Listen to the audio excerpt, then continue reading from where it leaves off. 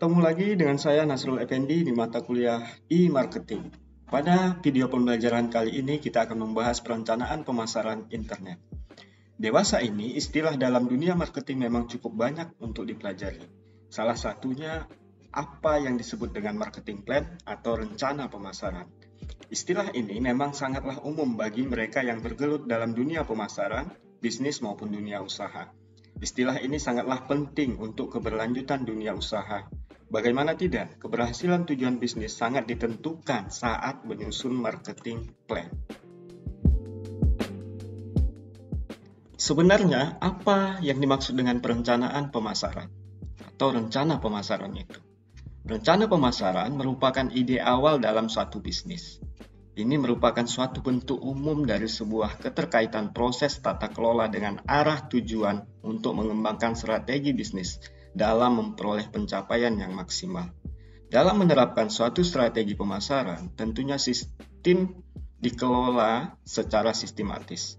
Artinya, dalam setiap keputusan yang diambil atau setiap tindakan yang dilakukan, hal itu telah mendapat persetujuan dari seluruh elemen yang terlibat di dalamnya, baik secara langsung maupun tidak langsung. Berbicara mengenai sistem rencana pemasaran, ada hal-hal yang mempengaruhi sistem rencana pemasaran tersebut. Bagi perusahaan dengan sistem perencanaan pemasaran yang tepat sasaran, maka akan mendapat hasil yang maksimal. Tentu saja, keuntungan yang didapatkan akan lebih maksimal, efektif, serta efisien. Banyak hal yang menjadi kategori dalam marketing plan. Yang pertama adalah strategi dalam pengumpulan informasi. Pengumpulan informasi sangat penting karena merupakan tonggak awal dalam rantai utama menciptakan strategi yang tepat sasaran. Kedua adalah pendistribusian informasi. Dalam langkah ini, informasi sangatlah penting untuk didistribusikan. Mengingat persaingan yang ketat, tentu saja informasi menjadi suatu hal yang riskan. Karena itu, harus memiliki strategi yang memadai dan benar-benar efektif. Ketiga, merupakan strategi promosi. Dalam dunia bisnis, strategi yang tepat akan membawakan hasil yang maksimal. Dengan memaksimalkan strategi awal, suatu perusahaan akan lebih mudah dan cepat dalam menambah keuntungan bisnis yang dikelolanya. Artinya, tonggak awal merupakan pengumpulan strategi yang tepat, sehingga tidak memerlukan perubahan di kemudian harinya. Dan yang terakhir adalah koordinasi marketing. Seluruh sistem pasti memerlukan koordinasi untuk berkembang. Ini artinya, dalam melaksanakan rencana pemasaran juga dibutuhkan pengelolaan koordinasi yang tepat guna, sehingga dalam pengelolaannya akan lebih maksimal dan tidak terjadi miskomunikasi antar bagian.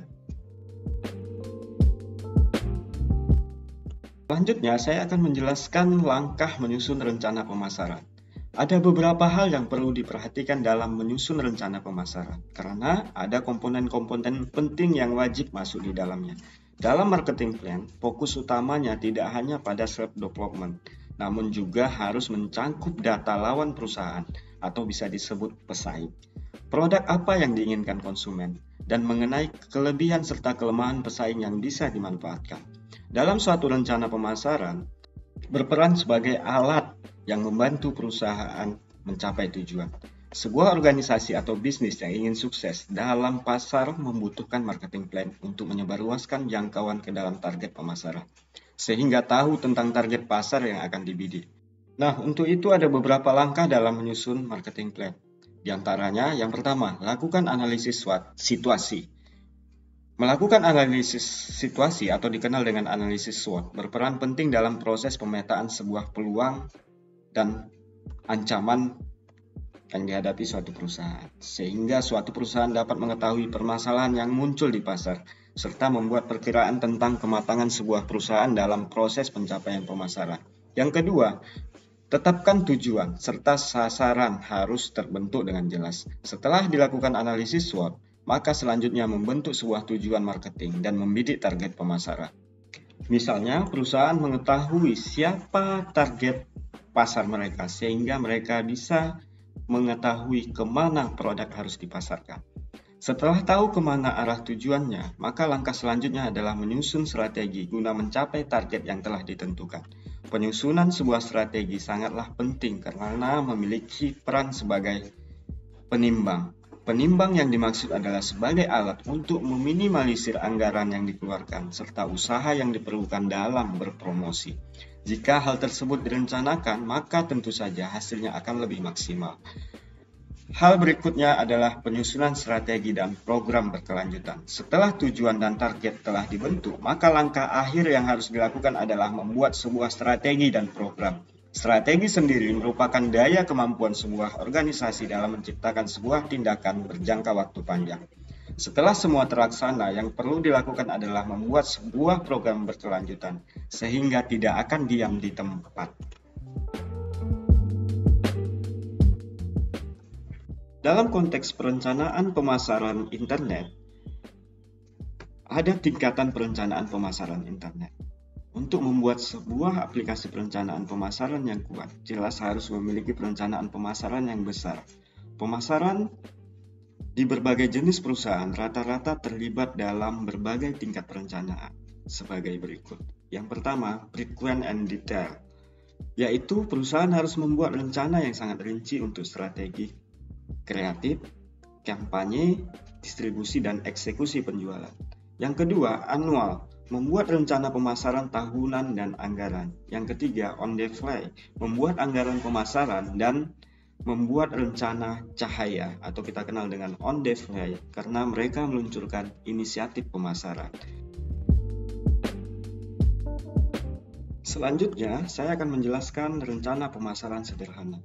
Langkah pertama adalah memikirkan strategi dan taktik. Jika Anda tidak yakin di mana untuk memulai, dapat diawali dengan berpikir tentang kategori kegiatan pemasaran sebagai berikut. Yang pertama, strategi.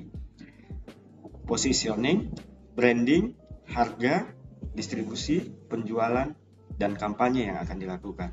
Yang kedua, tool creation atau alat yang digunakan dalam menjalankan aktivitas pemasaran. Meliputi website, messaging, literatur, identitas perusahaan, sistem perangkat lunak, dan lain sebagainya. Yang ketiga berkaitan dengan demand generation. Perusahaan bisa menggunakan mesin pencarian otomatis, SEM, media sosial, email marketing, iklan online, retensi pelanggan, direct mail, publisitas, telemarketing, atau media periklanan tradisional. Yang ketiga, measurement, berkaitan dengan pemasaran laba atas investasi dan nilai pelanggan seumur hidup.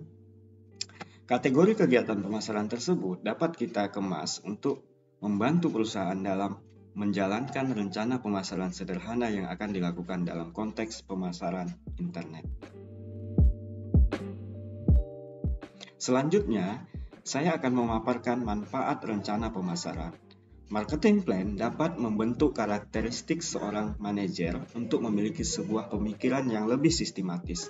Selain beberapa manfaat pokok tersebut, ada beberapa keuntungan lainnya bagi sebuah bisnis. Di antaranya, yang pertama, dapat memberikan titik terang tentang siapa dan apa yang akan menjadi target sebuah perusahaan dalam membidik target marketnya.